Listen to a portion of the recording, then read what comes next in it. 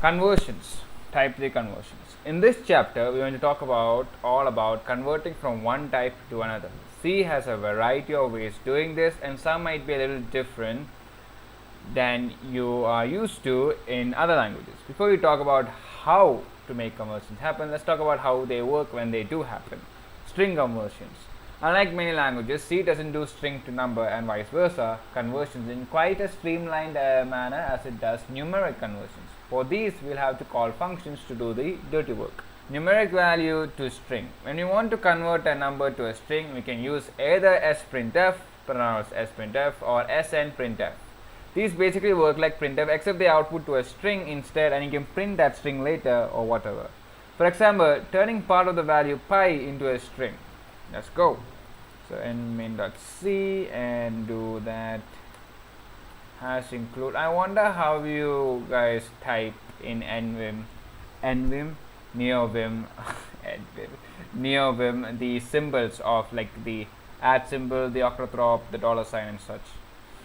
Studio.h, not in specifically to neovim, but like generally how do you guys type the symbols while pressing shift and the required number? Right, I don't know how to do it. What I do is just look down, and that's kind of inefficient, right? So let's focus on this. S10 float equals f is equal to 3.14 boomy, and then convert f to string, storing in s, writing at most 10 characters including the null terminator. So snprintf, so it prints string, right, and its byte size is 10, and the format is like this, f, and boom. Now if I print f, this guy and this motherfucker, whoops, if I print this guy, s/n, and then s, boom. So you can use use true for integers. Yeah. Ah shit. Move main.c to the conversions. Yeah, conversions. Clear ls, and now cc main.c, probably, yeah, string value, there you go. You can use, yeah, string to numeric value. There are a couple families of functions to do this in C. So what was the other thing? Oh, string conversions. Oh, we had, oh, okay. String to numeric value. There are a couple families of functions to do this in C. We call these the A2I, pronounced A2I family, and the str to long family. Okay, so I know about A2I because I had created some before back then in my while I was studying college, right? Yeah, you have used A2I to implement a Caesar cipher implementation, and I haven't heard about stir to long family though. Okay, so those two are the family of functions that is used to convert string to numeric values. For basic conversion from a string to a number, try the A2I functions from studiolib.h. These have bad error handling characteristics, including undefined behavior if passed in a bad string, so use them carefully. So A2I, string to integer, A2F, string to float, A2L, string to long int, A2LL, A2 long int. Though the spec doesn't cope to it, the A at the beginning of the function stands for ASCII. So really A2I is ASCII to integer, but saying so today is a bit ASCII centric. Here's an example converting a string to a float. Oh, it converts the whole string. When he said ASCII, I was like, it only converts the character, you know what I mean? But yeah, it converts, what the fuck was that? It converts the whole string. I did not know that. Yeah, even those type of symbols. What about the symbols that is outside the alphabet keys, right? Alphabetical keys. I wonder how you guys do it. 3.4. Oh wait. 3.14159 boomy float f, right? F is equal to A to F pi printf f slash n f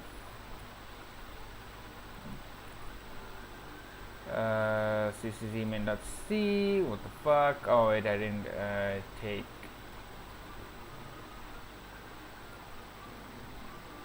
Like, I remember the placing of the number key 3. Yes, because that's the reason, because I use the hash a lot, right? But like I said, we get undefined from weird things like this. CC. Let me do that first. There you go. Wait, that was the same fucking thing? Oh, it is the same fucking thing. It printed float this time. But like I said, we get undefined weird things like this. So int x is equal to, and you write want ain't no number I ever heard of. When I run that, I get a 0 back. But you really shouldn't count on that in any way. You could get something completely different. For better handling characteristics, let's check out all those stir to long functions, also in stdlib.h. Not only that, but they convert to more types and more bases too. Oh, nice. So string to long int stir to long, stir to long long, stir to unsigned long, stir to unsigned long long, stir to float, stir to double, stir to long double. These functions all follow a similar pattern of use and are a lot of people's first experience with pointers to pointers. But never fret, it's easier than it looks. Let's do an example where we convert a string to an unsigned long, discarding information, that is information about bad characters in the input string. Okay, so c, right, character star s equals 3490 3490. Oh, okay, and then this converts string s, a number in base 10, into an unsigned long integer. Null means we don't care to learn about any error information.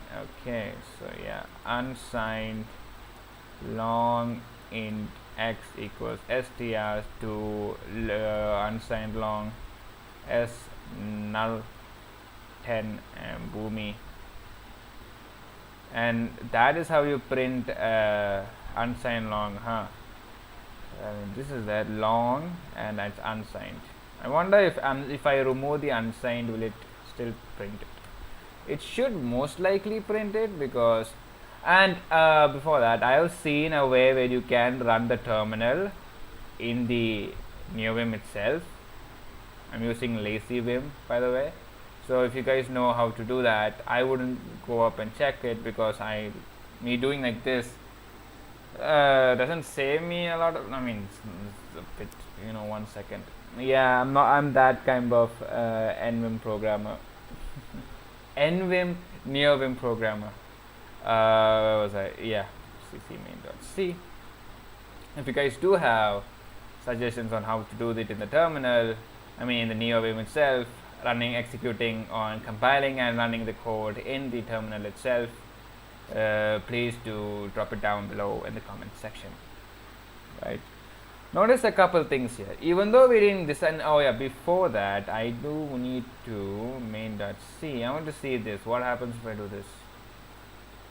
I believe nothing will happen. It's still, oh, it did not. It doesn't recognize the format specifier. Okay, that makes more. Yeah, okay, that makes sense. There you go. Does this mean we can, wait. Even though we didn't design to capture any information about error characters in the string, stir to unsigned long won't give us undefined binary, it will just return 0. Also, we specified that this was a decimal base 10 number. Does this mean we can convert number of different bases? Sure, let's do binary. What's the meaning of this number? Convert string s, a number in base 2, to an unsigned long int. Oh hell yeah, and then print it. Okay, that's all fun and games. Boom. Change, boom. Character s equals 101010, boom. Unsigned long int x equals str to ul s null 2, boom, printf lu slash n x 42 42 got printed out. Okay, that's all fun and games, but what's with that null in there? What's that for? That helps us figure out if an error occurred in the processing of the string. That helps us figure out if an error occurred in the processing of the string. It's a pointer to a pointer to a car, which sounds scary, but it isn't once you've wrapped your head around. Let's do an example where we feed in a deliberately bad number, and we'll see how str2l let us know where the first invalid digit is. Okay, so nvm main.c, change in boomi, character s equals 34x90, boom, and the bad character, oh, does it give you the bad character? That'll be fucking sick. Unsigned long int x equal to str2ul s and bad chr 10 boomy. Okay, so convert string and number in base 10 to an unsigned long integer. It tries to convert as much as well so far, so it gets this far. Oh,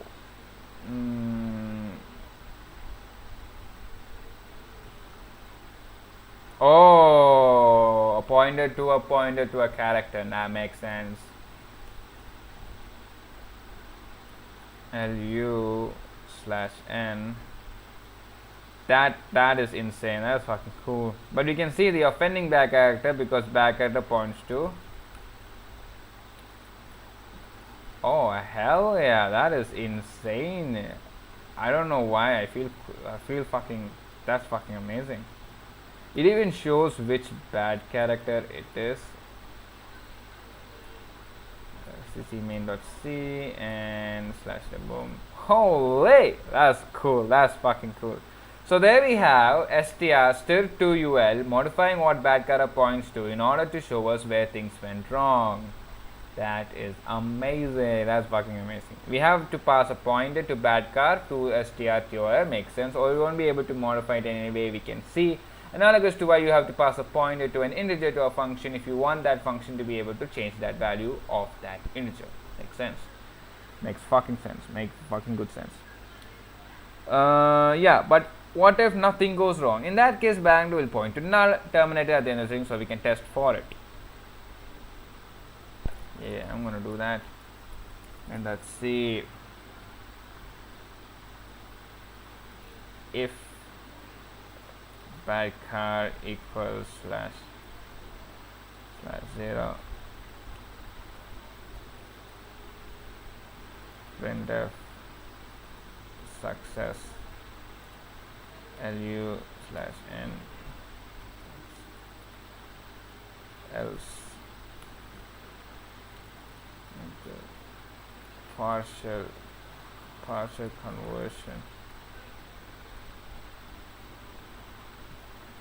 I want that exclamatory mark. What the hell? Am I traversing the lines in a bad way, chat? I'm gonna refer you guys as chat because I've seen streamers done it. So yeah. Is that the more way? How do you go backwards? I know I can search this up in Google, right? But maybe one day I will search this up, maybe not, who knows. Printf. But if you guys have the time, you can tell me the most optimal way to go backwards. If you guys have the time, if you don't have the time, you're just watching for this for your entertainment. I don't know how you're getting entertained from this, but hey, who am I to judge? Who am I to say, huh? Yeah, there is a character. What I'm trying to say is, if you guys have tips and tricks on how to traverse the NVM, why am I saying NVim, NeoVim? Please submit down in the comment section below. Otherwise, just resume watching it. I don't give a shit. I'll search for it anyways. I might, yeah. Okay, so I'm gonna remove that x that boy bad boy. cc main.c and goong success. There we go. So there you have it. The A2I style functions are good in a controlled pinch, but the str to stir to long style functions give you far more control over air handling and the base of the input. Next we have character conversions. What if you have a single character with a digit in it like 5? Is that the same value? Is that the same as the value 5? Let's try it and see. On my UTF-8 system, this prints 53. So no, and 53, what is that? That's the UTF-8 and ASCII code point for the character symbol 5. Is that gonna? Oh, I didn't fill water. How much is there? Okay, not that much. I had to drink something. So how do we convert the character 5, which apparently has value 53, into the value 5? With one clever trick. That's how. The C standard guarantees that these characters will have chord points that are in sequence and in this order: 0, 1, 2, 3, 4, 5, 6, 7, 8, 9. Ponder for a second, how can we use that? Wait, what? So the C can that these characters will have chord points that are in sequence and in this order. What does that mean? How I'll do this is that A has the value 65. I don't know which A. I don't know whether it's capital letter A or small letter A. I think it's small letter A. Maybe I'm wrong. There's 65 and 96. I don't know which number it corresponds to, which letter it corresponds to, right? So what you have to do is that if it's A, you need 0, right? So, right? Thus the input you give it, if it's A, if it's capital A minus capital A will give you 0 because they both are the same value. But if it's capital B minus capital A, it will be 1 and then 2 and then 3 and then 4 till they reach Z, which Z will have the value 25. Oh wait, that is not what I want to do. I have to do this. Okay, so yeah, to convert the number, 0 will have one chord point. If you 0 in ASCII code.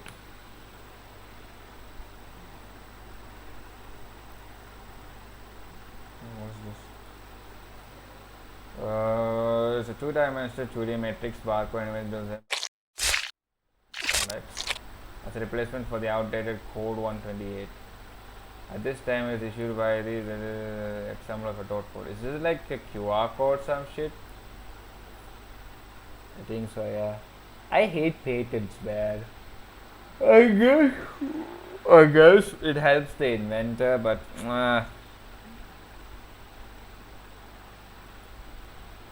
don't know. But I still love money though. Money is cool. DDG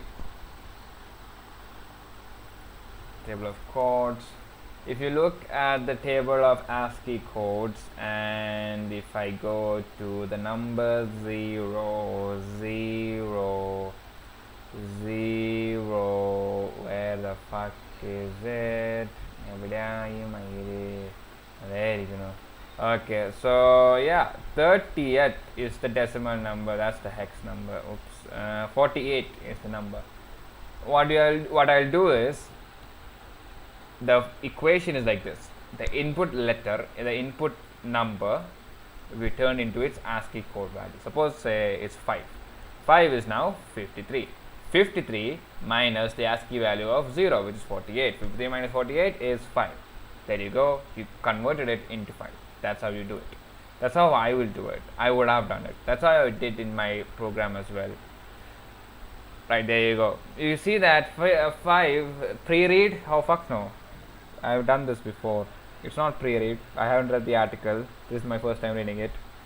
Why am I saying this to you? Face all that.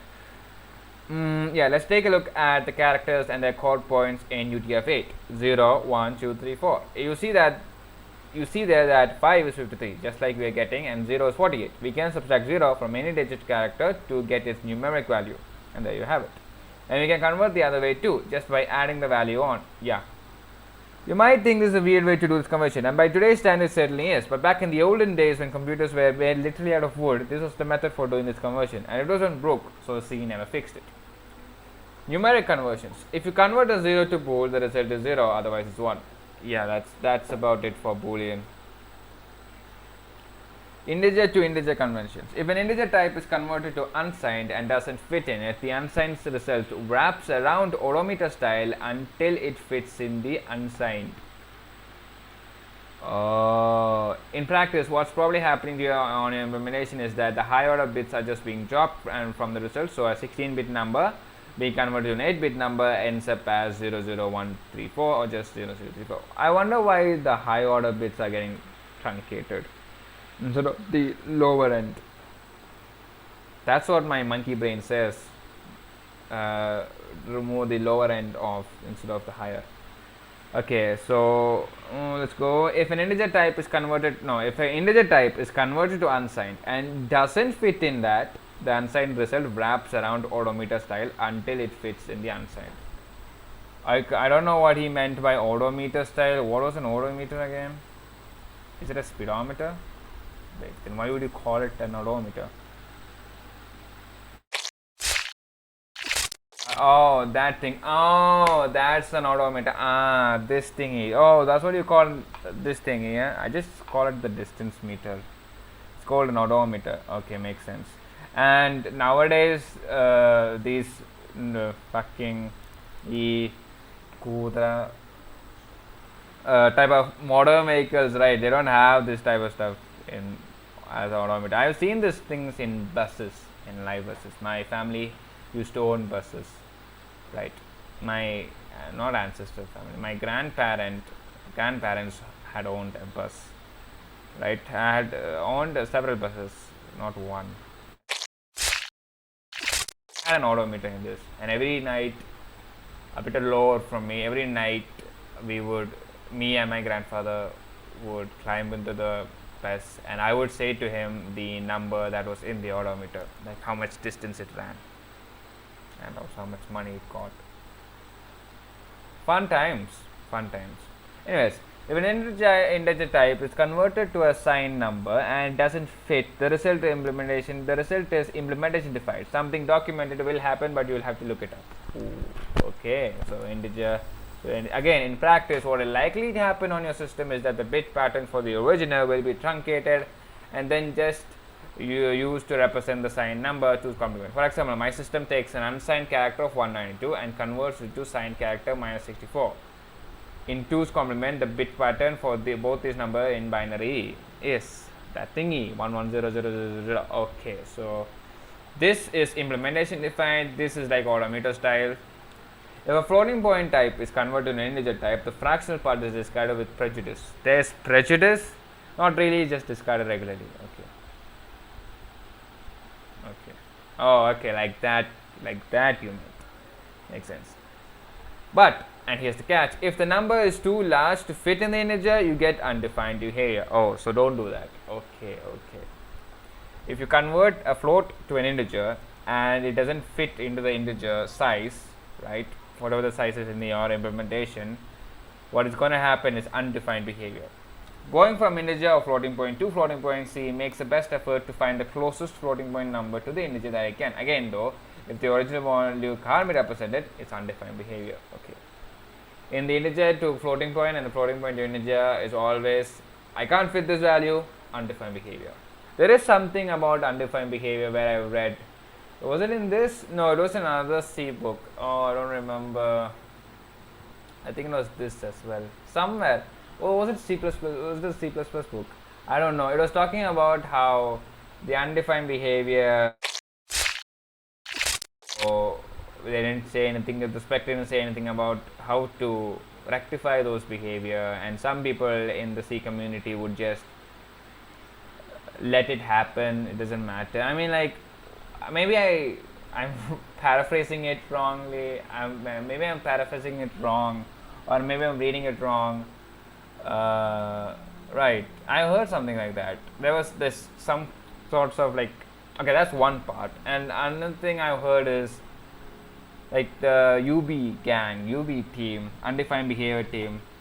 Something about them is now irks the normal C developer. I don't know what it is. because I haven't been in that culture yet, and I believe that culture is being dying down because of the introduction of new programming languages being in the thing. But I would like to know, and if you guys know any of those things, right, please do certainly mention down in the comment sections below. These are conversions. Now, implicit conversions. So these are conversions that the compiler does for you. Yeah. The integer promotions. In a number of places, if an int can be used to represent a value from character or short, signed or unsigned, that value is promoted up to int. If it doesn't fit into an int, it's promoted to unsigned integer. This is how we can do something like this: x equal to 10, y equal to 20, and then in that case, x and y gets promoted to integer by c before the math takes place. The integer promotion takes place during the usual arithmetic conversions with variadic functions, whatever that means. Functions with a variable number of arguments. The integer promotions take place during the usual arithmetic conversions, just with variadic functions, unary plus and minus operators, or when passing values to functions without prototype. This is rarely done because the compiler will complain, and having a prototype is the right thing to do. I think this still works for prehistoric reason before prototypes were a thing. Let's see. The integer promotions take place during the usual arithmetic conversions. I think he means by this, with variadic functions, unary plus and minus operators, or when passing values to functions without prototypes. The usual arithmetic conversions, he's talking about it. These are automatic conversions that C does around numeric operations that you ask for. That's actually what they are called, by the way, by C11. The usual arithmetic conversions. Note that for this section we are just talking about numeric types. Strings will come later. These conversions answers questions about what happens when you mix types like this: 3 plus 1.2, mixing integer and double. 4.2 is converted to int. It's double because double is the default value you give, is the data type you give for floating decimal points. 4.2 is converted to an integer, and 4 is stored in x.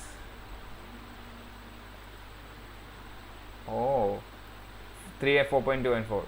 Float y, 12 into 24, mixing float and integer. 24 is converted to float, 24.07. Do they become integers? Do they become floats? How does it work? Here are the steps paraphrased for easy consumption. It's there in this, I believe. If one thing in the expression is a floating type, convert the other things to that floating type. Otherwise, if both types are integer types, perform the integer promotions on each. Then make the operand types as big as they need to hold the common largest value. Sometimes this involves changing sign to unsigned.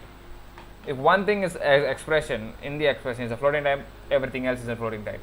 If both types are integer types, perform the integer promotions on each, then make the operand types as big as they need to be to hold the common largest value. Sometimes this involves changing sign to unsigned. If you want to know the gritty details, check out the C11 section 6.3.1.8, but you probably don't. Just generally remember that int types become float types if there's a floating point type anywhere in there, and the compiler makes an effort to make sure mixed integer types don't overflow. Finally, if you convert from one floating type to another, the compiler will try to make an exact conversion. If it can't, it will do the best approximation it can. If the number is too large to fit in the type you are converting to, boom, undefined behavior. It's always like this, most of the case, except for the string, I guess. No, that is also undefined behavior. That's the index thingy will go right. The void star, our null pointer type, is interesting because it can be converted. Is this the null pointer? Does the void star have a name? Void star in C. Does void star have a name? I know. A generic pointer. Okay, so you can't really call it a null pointer. A null pointer would mean a pointer that points to a null area, right? This is a void star. This is a generic pointer. You can put anything in that. The void star type is interesting because it can be converted from or to any pointer type. Yeah. We have x, we take the address of x and put it in star p, and then we convert that to int star p. P is void star, but we can store it in an int star. Explicit conversions. These are conversions to type that you have to ask for. Okay, that's it. You have to ask for. the compiler won't do it for you. You can convert from one type to another by assigning one type to another with an equal to. You can also convert expressly with a casting. You can expressly change the type of an expression, though that was not casting, that was using functions to take in an input and get an output. You can explicitly change the type of an expression by putting a new type in parentheses in front of it. Some C devs frown on the practice unless absolutely necessary, but it's likely you will come across some C code with these in it. Let's do an example where we want to convert an integer into a long so that we can store it in a long. Note, this example is contrived and the cast in this case is completely unnecessary because the x plus 2 expression would automatically be changed to long int to match the wider type of y. Okay, int x equals 10, long int y equals long int x plus 12. Right. We don't have to cast x because x plus 12 will automatically be changed to match the wider type of y. Like we said in the other thing, the usual arithmetic conversions. What happened there? In this, what happened? 3 plus 1.2 is done, 4.2, and they converted it fully to an integer. Right? Because the target data type is integer, right? In our case, we don't have to do this. In that example, even though x was type int before, the expression long int x has type long int, we cast x to long int. More commonly, you might see a cast being used to convert a void star into a specific pointer type, so it can be dereferenced. A callback from the built-in qsort function might display this behavior since it has void star passed into it. Yeah, there you go. And then to dereference it, it is converted to an integer pointer to an integer. But you would also clearly write it with an assignment. Oh, okay, you do it like this as well. This is more cleaner. One place you will see cast more commonly is to avoid a warning when printing pointer values with the rarely used, which gets picky with anything other than a void star. Wait, you will see cast more commonly is to avoid a warning when printing pointer values with which gets picky. Okay, I wanna generate that. I'm still in the conversions.c, right?